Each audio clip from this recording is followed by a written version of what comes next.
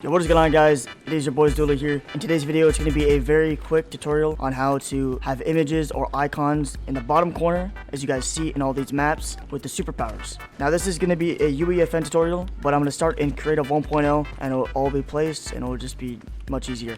First thing you're going to want to do is you're going to want to put down a random number generator.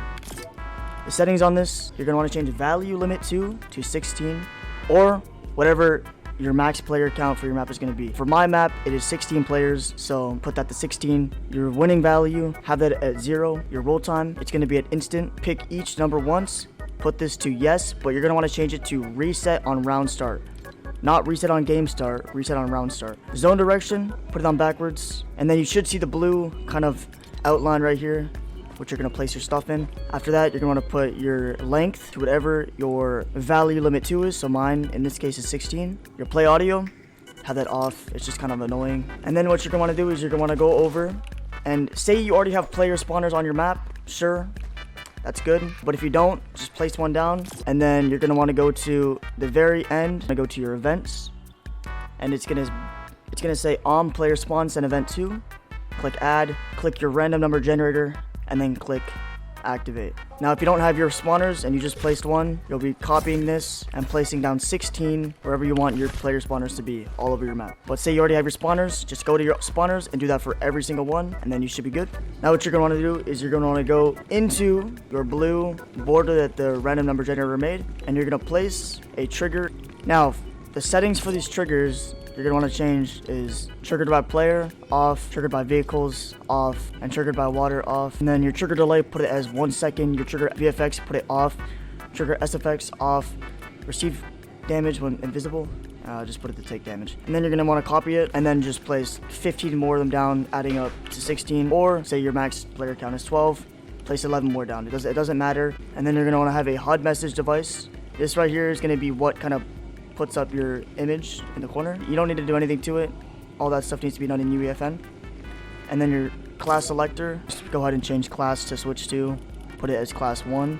And then you're going to copy these and then just place them all over, and it should look something like this. For every other class selector, just go ahead up to it. The only thing you're going to have to change is class to switch to, and then say this is number 1, this will be number 2, this will be number 3, this will be number 4. And then finally, for the last step on Creative 1.0, this is for column number 1. This is for your power-up number 1. You could even put like a label down saying this is number 1, this will be number 2, this will be number 3, etc. Everything in this column is going to be correlated to number 1. This stuff will be correlated to number 2, as you guys can see. It says class selector 2, HUD message device 2, and trigger 2. This is all number 2.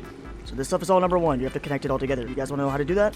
Go to the trigger. You're going to click events at the very end. You're going to click add. You'll click HUD message device, and then you'll click show. And then you'll click add again, and you'll click class selector, and then change player to class. You'll do this for every single one. This one right here, number 2. You'll click add. We'll do class selector number 2, change player to class, and then finally HUD message device 2, show. Do that for every single one of them, and then you should be good. Alright, now we have loaded into UEFN. Now make sure that you are done everything in your map prior to this, and then the only other thing that you need to do is just make it so there's the images in the corners, because as soon as you do this, you're basically turning it into a UEFN map, and you won't be able to edit it in Creative 1.0 unless you revert it back. But as you revert it back, any changes that you make in Creative 2.0, they don't save.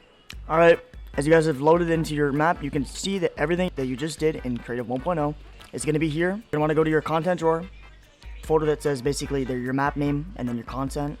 When you're in your folder, just go ahead and click add and click a new folder. You're going to make this called heroes or something like that. I'm just going to name it that. Click into it, and then you're going to want to drag in all of your PNGs of your superpowers. Alright, once you guys have dragged in all of your images, you should see them all right here. Bada bye. As you guys can see, for me, I got a few of them. Fishy, I got frozen fishy, and this would obviously be for like a fishy box fight map or something like that. You're going to want to right click, you're going to click user interface, and then you'll see widget blueprint. Click that, you're going to see user widget. Click that one. Basically name it to one of these power-ups. I'll just name it to fishy, which is going to coordinate to the plain fishy. Click enter. You're going to want to double click on that, and then you're going to see this screen. Under panel section, you'll see canvas panel. Go ahead and drag it in. This will basically kind of like represent your screen, or your HUD, whatever. And then you're going to want to go and click content drawer again while you're in there. Drag this up a bit maybe. And go ahead and drag in whatever one you named it to. So I'll drag in fishy because I named it to fishy. And then you're going to basically customize this as if you were playing Fortnite and this was your screen. So you're going to basically want to make it that size. I'm going to put it in the bottom left, something like that. You basically just want to click compile, and then save this asset. You can go and click out of it now, go to your content drawer now, and you're going to see this blueprint. It will have the picture on it, basically. Go ahead and make that for every other power-up that you have. I'm not going to do that myself, but just do the same thing for every other one. All right, the final step, you need to click your HUD message device. After you've done that, you're going to see your settings in the bottom right. The only things you need to change is show on round start, make it on, time from round start, turn it to 0. You're going to see play sound. Go ahead and just clear that. And then finally, your HUD widget, click that, and you're going to see the blueprint that you just made. For me, it will say fishy. I'll click it, and that's pretty much it. And then basically you'll do that for every single other one. So guys, I hope this helped you guys, and that's pretty much it for this tutorial. Please make sure to like and subscribe if you guys like my content, and I'll see you guys in the next video.